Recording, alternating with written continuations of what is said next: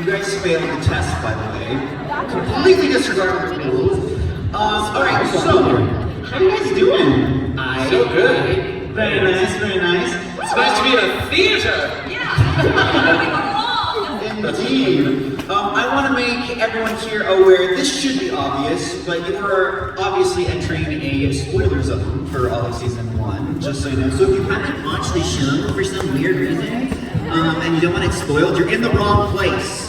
I just felt like I needed to let you guys know that. Also, there may be time for audience questions towards the end, so if you have a question, write it down on your phone now so you don't forget.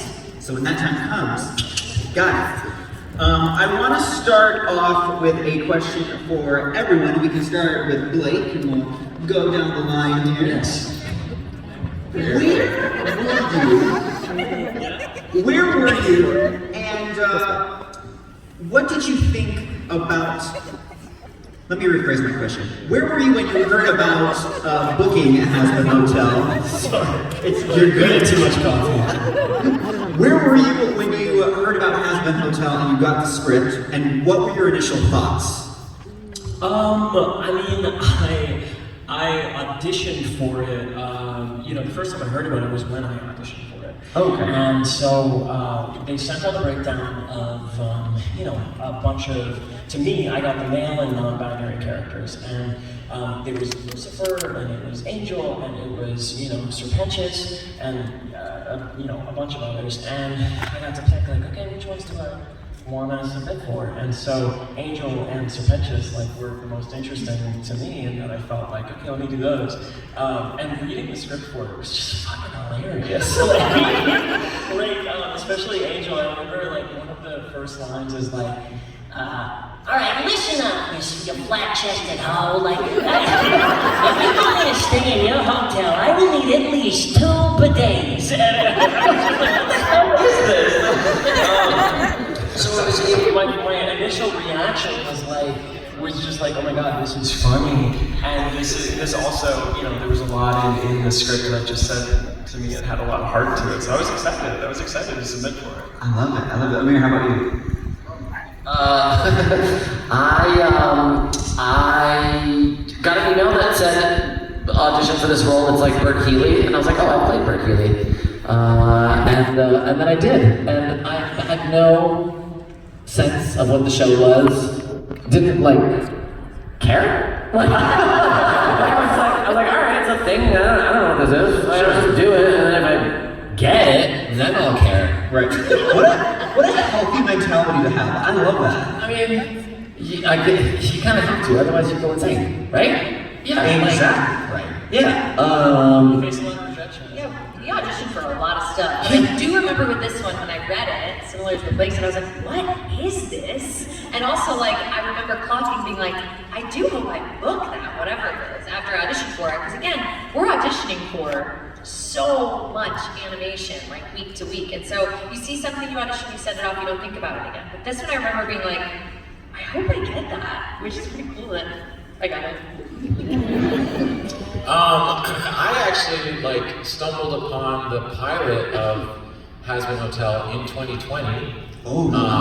Peak pandemic, just spiraling. And, through the haze of marijuana in my apartment. the YouTube algorithm brought Hazbin Hotel, the pilot, to me, and it was just religious trauma and musical theater, so sign me up! I watched the show and it was so good. It was so, I was just so moved by it. I thought it was so creative. I thought the animation style was so exciting, and I'd never seen something like it before. So, and animation is something I've always wanted to get into, but I'd never had the opportunity. Something I auditioned for a lot, but it never came my way. I live in New York City, and so the animation industry isn't super huge there. And then I had an opportunity. My friend Andrew Butler, who's a composer, wrote the song Ballad of Stryker. That's a hell of a boss. And he hired me to sing the tenor part. And he reached out to me hey man, I'm doing this show, it's called Hell of a Boss. I don't know if you've heard of it. I was like, Hell of a Boss? Hell yeah, I'll do it. That'll be so great. And so I did that gig, and it went really well. And then after that session, they were like, you should audition for Hazbin. And at the time, I was actually doing a musical with Krystina. We were doing a production of Mystic Pizza at a Gunkwood Playhouse in Gunkwood, Maine. And I was like, hey Krystina, you do a lot of cartoons, help me, coach me. So she coached me on the audition, and I read it, and I just fell in love because Valentino's so chaotic. I truly told him, I was like, be as crazy as possible. Yeah, be your most id self. So, and now I'm here. I think I might have been in my bathroom when my agent texted me like, we really need to hear back from you about this offer we have for you for Hazbin Hotel. And I was like in the midst of Baby Shark, and she's like, we really think it'd be good for you to step away from some children's programming and just like change the narrative of it. And so I was like, I watched a bit of it and I was like, are you sure? Like, it was such a drastic change. She's like, yes, we need to do this. And I saw the amount of views and I was like, okay, all right. But then I watched it and I don't know, it was just so fucking fun. And I saw Erica was attached to it, and I think she's so talented. And I was just like, oh, this is gonna be good. Anytime the animators or people in animation hire Broadway people to do anything, I think they're really smart. Because we're so expressive with our voices in general, we have to reach the back of the house and like are so skilled to use our voice, especially for singing. So I'm like, oh, this is gonna be epic. So. I have been working with Viv, making songs for Hell of a Boss for about a year and a half, and the entire time I knew Hazbin was kind of looming because A24 had optioned it, and I was just sort of waiting for them to start and waiting to see if maybe I would get a call or an email about it, and I was just like so anticipating it that when it finally happened and Viv was like, hey, you know, we're about to start Hazbin, I'd be interested for you and Andrew to come aboard and do it. I had to kind of play it cool. I was like, oh yeah, I mean, I think that would be pretty cool. You know, I just feel like we creatively work pretty well together, so I think that's a pretty cool scene. And then I told my wife, I was like, you got the call! Like, I was so hyped. So I was very, very happy when that came in. I love that. Very country as well. I don't know what I did personally, but I just fell in love with Morby.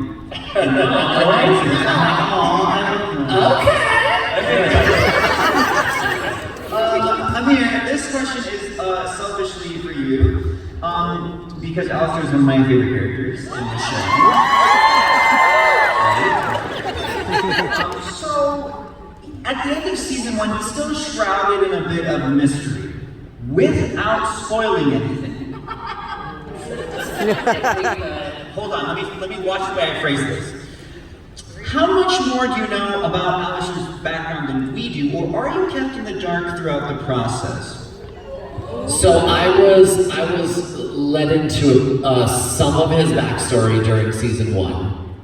Some of what I was led into during season 1, you will see in season 2. So you know stuff that we don't.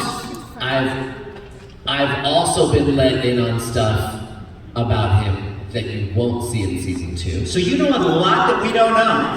There's also things about him I don't know. Right. And there were things that happened in season 2 that I was not told about during season 1, which surprised me. Oh. How'd I do? That was good.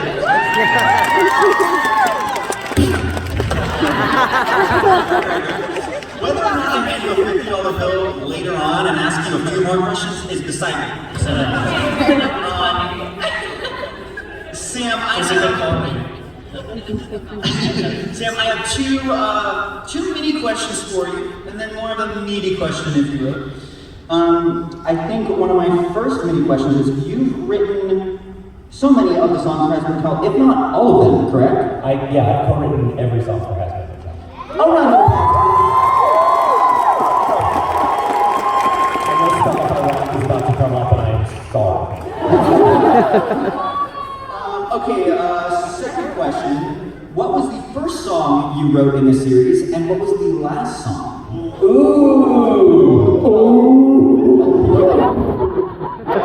For season 1, we did a lot of it chronologically. The first song we started was More Than Anything. Yeah. It's so funny, by the way, since the show has come out, so many people have like just walked up to me and diagnosed me with daddy issues. And looking back at like the music that I write, also on Hell of a Boss, You Will Be Okay, like there is so much of the material I've written for both of these shows have to do with like your relationship to a parent or as a parent that I didn't put together until after the show came out. And people were like, wow, you really have stuff to work at. More Than Anything was the first one that we started, although the first one that we finished was Poison.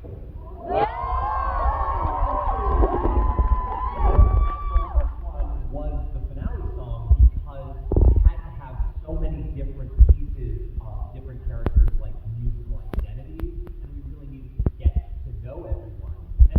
And beyond that, we were also recording at the time that we were finishing the song. So we would be recording, episode 1 while we were finishing the music for episode 6.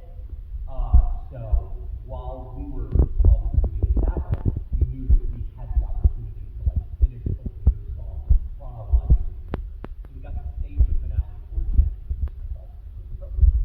Wow, I feel like that's rare chronological order these days. I'm actually impressed with that. Something about beautiful. You're beautiful as well. Krystina, that's not drinking that. Krystina, obviously everyone in the show has a unique voice and accent that they use. I want to know where the inspiration came from for Cherry Bomb's voice. The audition for Cherry Bomb is said on the bottom, Australia. Okay, this is what I was curious about. Viv wanted that, and every time we get an audition, you have to get a little character and make a decision. I looked at her and I was like, oh wow, I can hear her in my voice. Like, you have to see it.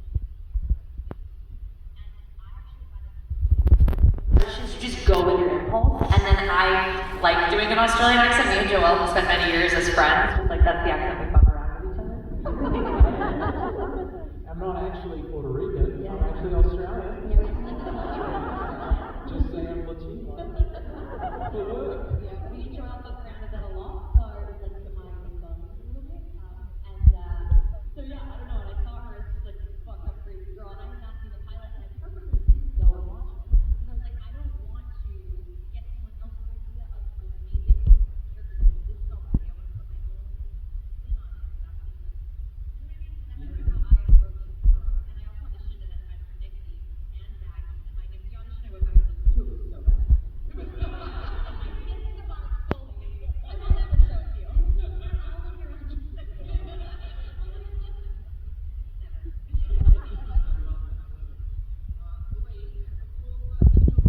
And the work you put into the character have gotten so much love from the community and the fans. When you started working on Hazbin Hotel, how did you think the show and your character was going to be received? I mean, personally, like when it comes to, I said this a lot today, but when it comes to the work that we put into the project, I don't think it behooves me as an actor to expect and hope for there to be any. I mean, what you should aim for is to be satisfied with the work that you put into it. Did I do my best at that given time, or did I not? And then when it's out there, it's for everybody else to do with whatever they want. And it has been like so absolutely wonderful realizing just how much Angel, I know how much it means to me, seeing that that's reflected in fandom as well has been like one of the best things about doing these cons is seeing ways in which people feel their life is mirrored or feel less alone because of what seeing Angel's story and stuff like that, or just people who really love it because that shit stuff is so I wasn't hoping for anything. Obviously, I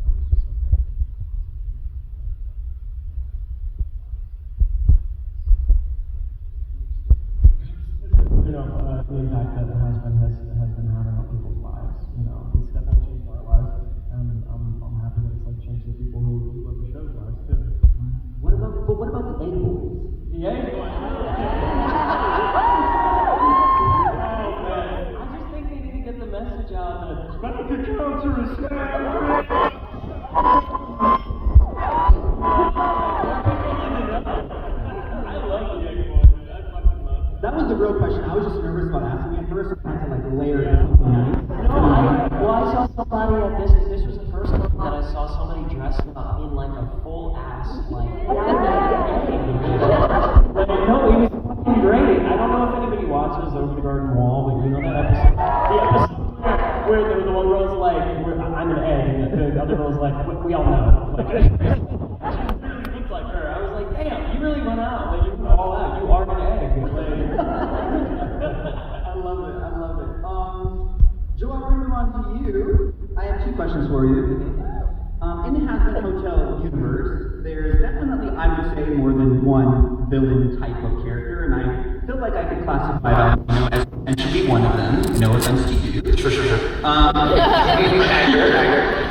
lot of actors say playing the villain is the most fun. So the first question is, would you agree with that? And second, a little follow-up question for that is, if you had to compare Valentino to a live-action villain, who would it be? Okay, interesting. Okay, number one, playing. Wait, what was the question? If I was Is playing a villain more fun? Oh, absolutely. I mean, it's so much fun.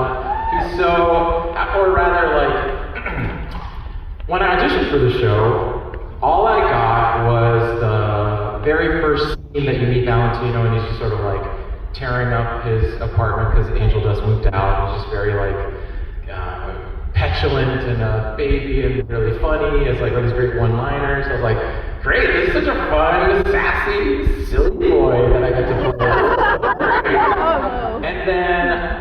And then we don't get the scripts until like the day before you record. And then so I remember when we got to the 4th episode, I was like, reading the script. I was like, okay, that's funny. And I was like, oh.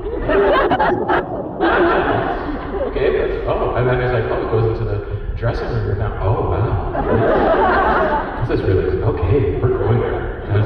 And so, as an actor, it was actually kind of exciting. It was really cool to feel like, and to be encouraged as a performer to play the truth of the scene. And it's not being played down to, it's not being made light of. I think it's a cool shift in the season when I think the show really is not afraid to talk about real issues. And as an actor, that was a really fun challenge to play the truth and honesty of that moment. And we did it. And then I went home. And then I put it away. And so it's also just a lot. I like that a character like Valentino is so polarizing. That it's like people either love him or they hate him. And I'm like, great, I'd rather that people have a really intense reaction to him than just be ambivalent about it. Than just be like, oh, who is Valentino? Like, who is that character? Great. I love that there's sort of a nice, you gotta love him or you hate him, and it's fun. I have like such a blast doing that. You will be known regardless. Totally. I love it. And it's so fun. I mean, like, I love Jafar. I loved Ursula. I love Scar. Like, I miss the days of just like these delicious, horrific villains. Now all the villains are like generational trauma. My fault. The villain is myself. I'm like, oh, it's so fun to see like these poor unfortunate souls and just like trash the place. You know? I love it. Yeah. Kimiko, it is speculated and rumored in the Hazbin Hotel community that some of the units and characters physically embody some of their personality traits that they have as humans or as living creatures. If that were true, why do you think Nifty only has one eye? And do you think your reasoning would relate to Cherry Bomb also only having one eye? Right. I took my time with that question. A creature only has one eye. Is that something that exists? A real creature? A real life creature? A real wonder? Yes. Maybe shows us the baby cyclops. No, guys, no. What? What? Think. Yeah, I don't fucking know. That's also a fair question. Yeah. But I think the deeper question is why would Nifty only have one? Like She got stabbed in a previous life. Oh, well, shit. She only has one eye because of generational trauma.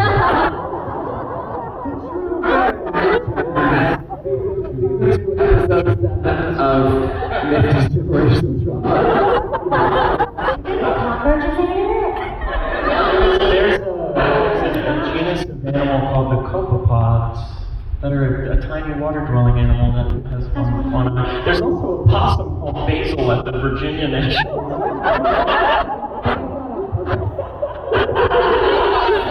Thank you, Blake. We'll brainstorm the real answer to that at another time.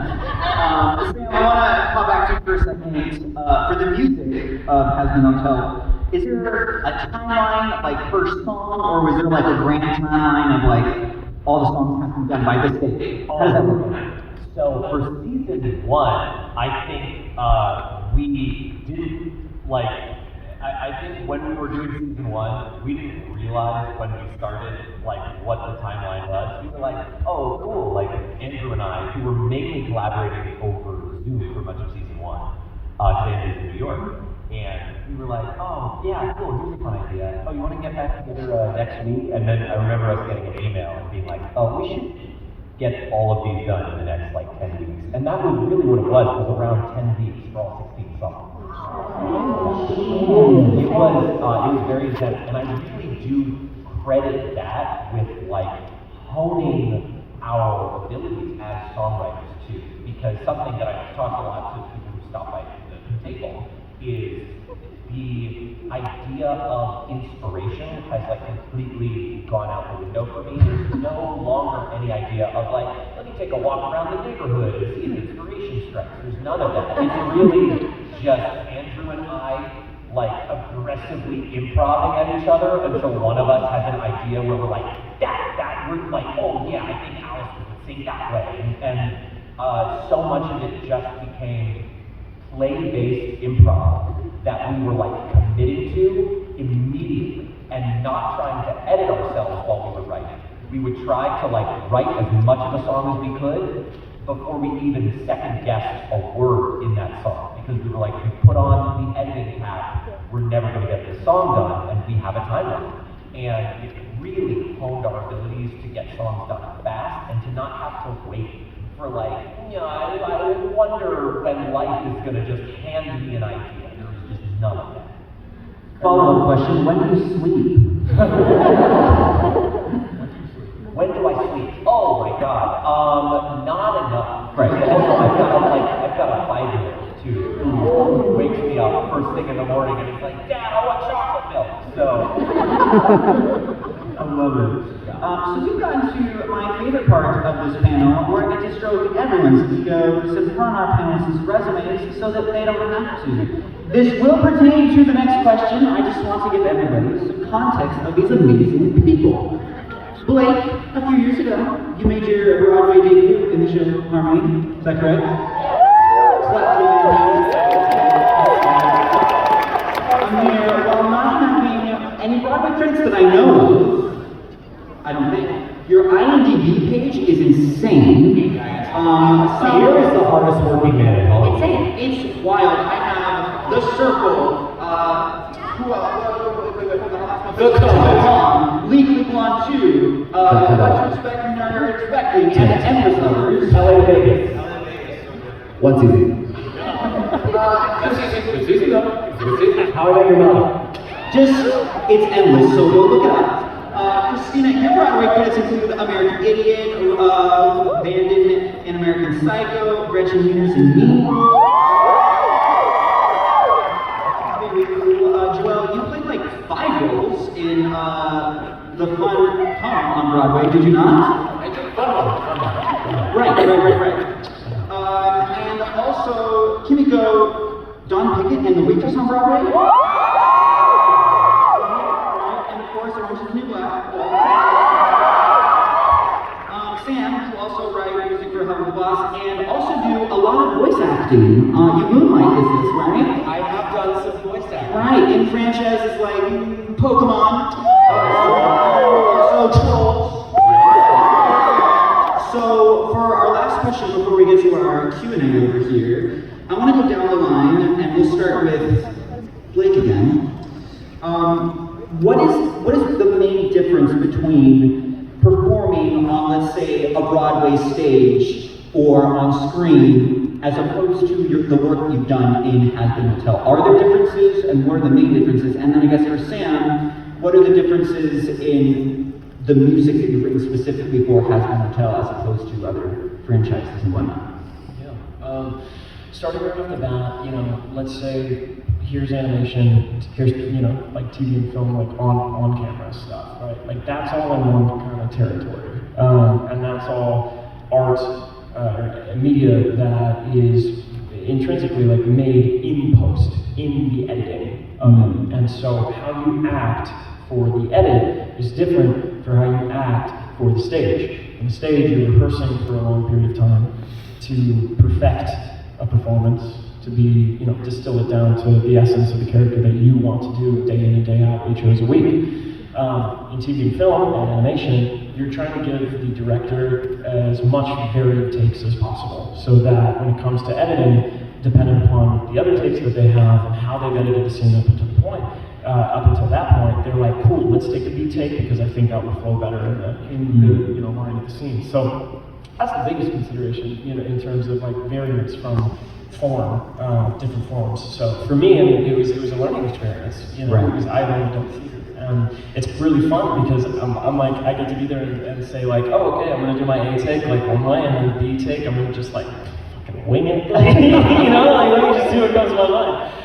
But it's cool, you know, you have to get very versed in trusting, you know, your own spontaneity and improv. That's why improv for TV and film specifically, I mean for everything, is so important, but TV and film is animation. It's like very beneficial to just trust your improv gut. Very nice, very nice. Amir? A very similar answer for me. Like you, the biggest difference, the most valuable thing you can do as a voiceover artist is be able to make wildly different, strong choices to give the directors and editors the opportunity to create something in the edit, as Blake was talking about. And so when you're doing a movie or a TV show, it's so important to sort of be present with your scene partners. But when you're doing voiceover, it's really about like, okay, what's a different, incredibly deep choice, incredibly wild choice, incredibly interesting choice, so that they can cobble together what they find is going to be the most interesting edit. For me, I think the biggest difference that I found that I love and why I love both mediums, stage and voice acting, is that you have preparation time on stage that you absolutely do not have with voice acting. When you're doing a Broadway show, you're preparing for weeks on end and learning your lines and feeling it, and every night it changes and you get to try it again the next day. With voiceover, you get your episode the night before you read it, you try to figure it out as quickly as possible, you go in and you just do it, and then you're done and you see it 2 years later. You're like, oh yeah, like, and so that is the biggest difference for me, and it makes you make bold choices because you're like, I have one shot at this. So throw away all that ego stuff, like I gotta think of it, what is it, just do it. And it feels really freeing in the booth because you have no choice but to just make a choice, which I love.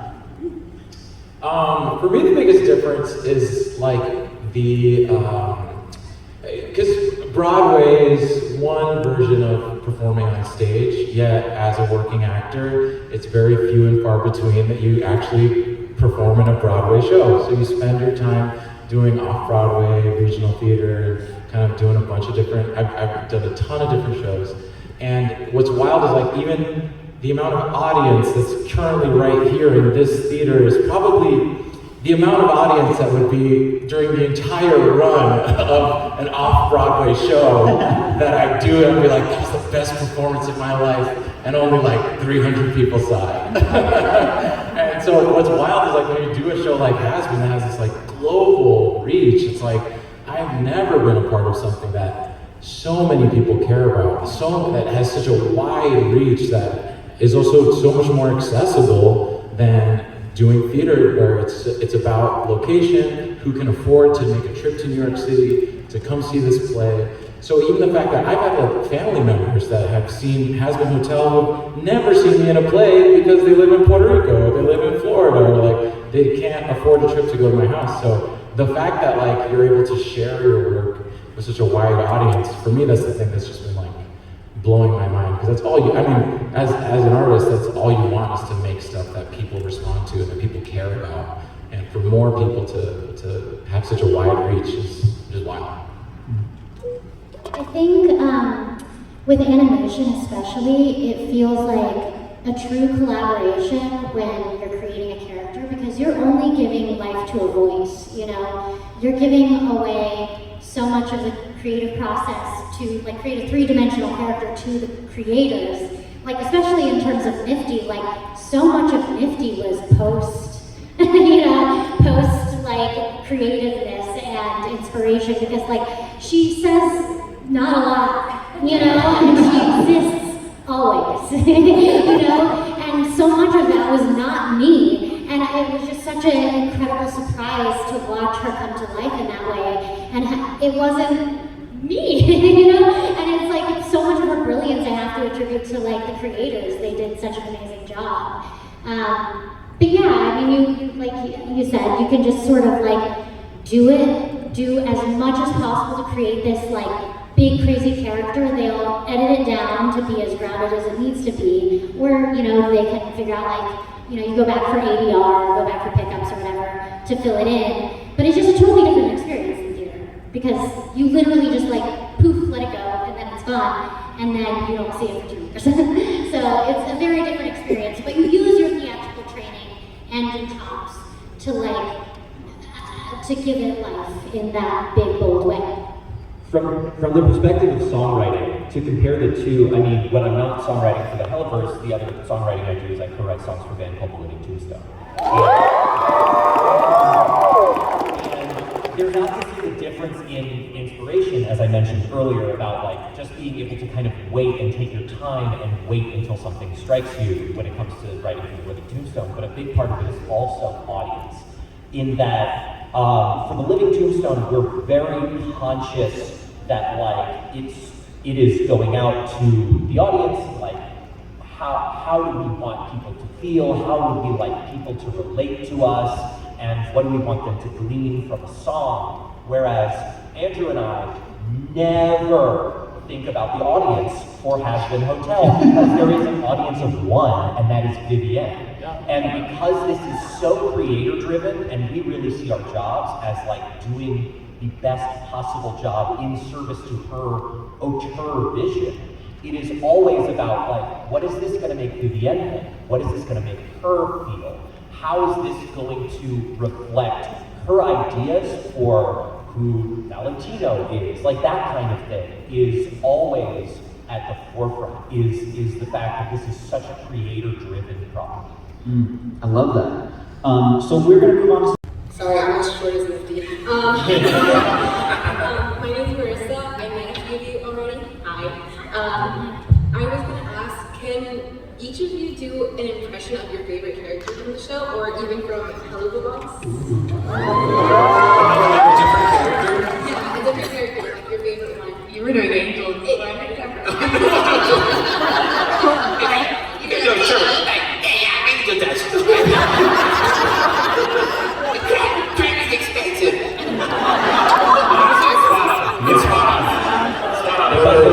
I would think that's great. He was doing that last night. It was just so fucking funny. I'm like, so good. Wait, I want to hear you do it, Krystina. Do what? Do the Angel. I can't do Angel. Try. Everybody do Angel. Okay, everybody do Angel.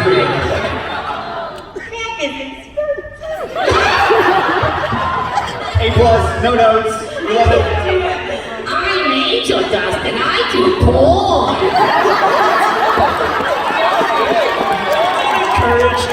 That was actually terrifyingly good. Wait, what did you say the other day?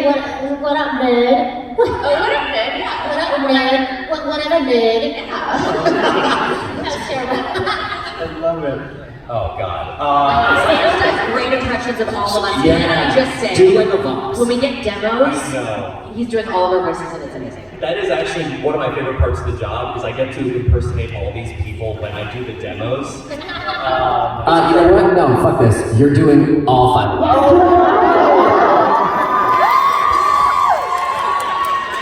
It's really impressive, honestly. When I do nifty stuff, I'm like, I just did it up here in like a very breaky place. And I'm sounding very much like a Muppet. Valentino, it depends on if it's like low or high. If it's high, it's kind of up here, or if it's low, I love that like low octave thing you do. For Cherry, it's just a lot of gnarly. It's just a lot of this and that. Alistair is, I think he kind of does the thing and then he does the stuff when he does things over there. Obviously, as we all know, a young angel does the thing. I love the extra burliness to your angel voice.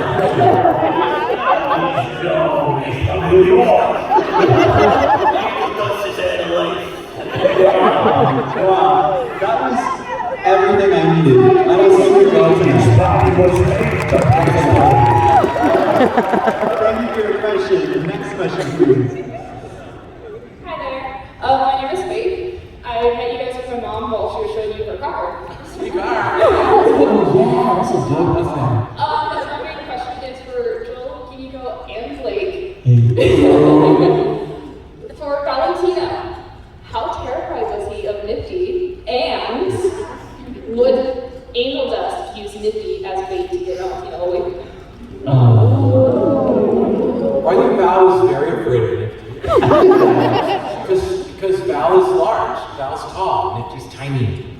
Just too little. Can get into little crevices. I think Nifty's the actual. She's the threat. Yeah, she's the real threat. I think Angel probably would have used Nifty as bait pre-season 1, and after season 1, he wants to take care of her. He wants to make sure she's out of danger. So he's changed. Yeah, he just won't let her do it anymore. Oh yeah. Do you see it? Hey, does anyone want a paper airplane? Just so you know, a liability on our hands. The front is a little pointy, so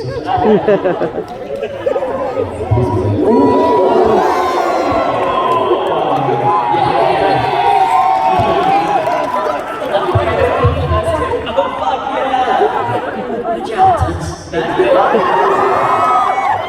impressively far. That was good. it was well made, so.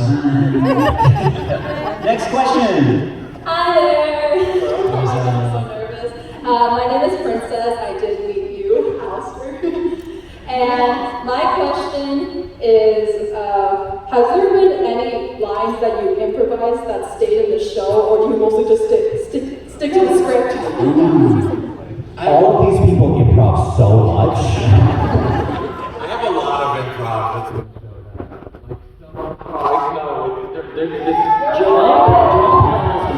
They were given an 18+ warning when they did an 18+ warning, so there's not 18+ warning. Episodes, I think it's episode 6, when we're in the nightclub, and there was just in the script, it was just Valentino's in the VIP section talking. And so when we were doing the session, Viv was like, actually, I don't think, it's just kind of in the background. I don't even know if we're going to animate it, just have it. Okay, so just make up stuff that I'm saying in the VIP room. She was like, yeah. So I was like, you're gorgeous. You're beautiful. How many dicks can you suck? I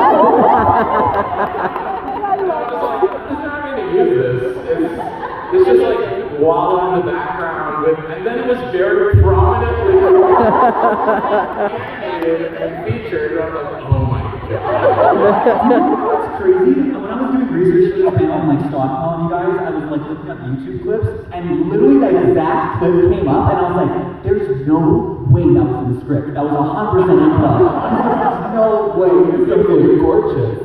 Well, in part because if someone put that in the script, someone along the way would be like, no, you can't put that in the script. Right, I was like, somebody would have like not signed off on this, and it would not have made the final cut. I don't know, not for this show though. You all, I mean, my God, it's like you get the script and you're like, whoa, whoa, whoa, whoa, whoa. And even all the like Spanish that Valentino speaks was not in the script. That was like kind of emerged from my first session when he's just like angry in his room, and then they were like, all right, we got that take. He's just like, I don't know, otherwise he's angry, throwing stuff around, and I started saying stuff in Spanish.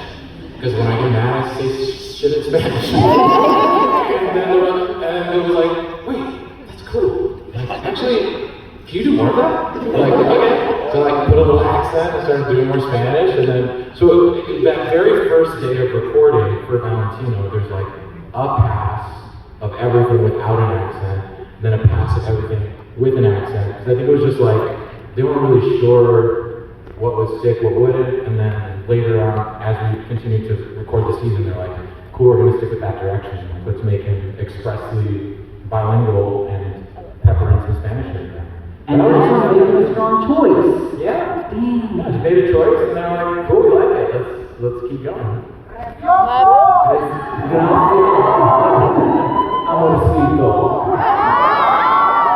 Anybody else? The one I remember most clearly was improv, and I can't remember if it was something that Richard was like, you should say this, or I made it up. I blame you for this, you crazy bitch! Definitely not in the script. I love it. So we have time for one more question. I apologize. We all love it so much. I get it. So we're gonna do one more, and we're gonna wrap this bad boy up. If there's anything you don't get to ask, don't come to our tables. We'll be there. Yes, yeah. Please do. Last question. Hi guys, my name is Michelle.